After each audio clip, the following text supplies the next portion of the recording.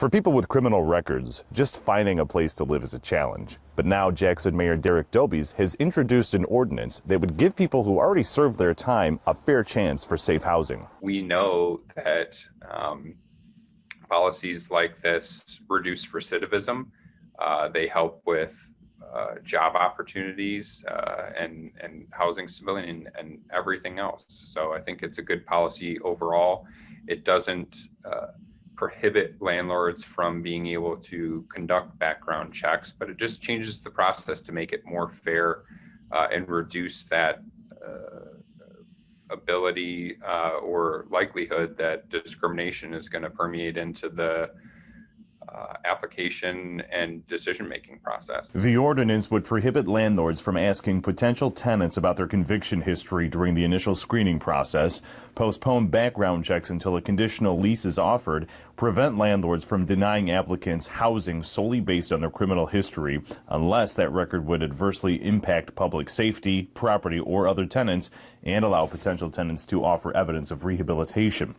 And it's backed by council member Will Forgrave. You know, in Michigan, you can be charged for a misdemeanor for, say, reckless driving or driving with a suspended license, are just two examples.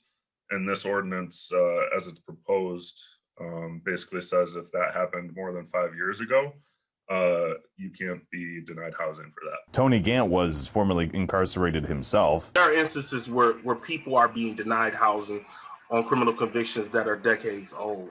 That's problematic. He's the Jackson Regional Coordinator for Nation Outside, a grassroots organization for criminal justice reform, is working with the city to get this passed. He wants landlords to see people as people first. In order for people to be successful, right, whether they're released from jail or prison, they have to have a home. They have to have somewhere to live, right? They can't even hold a job successfully without a place to live.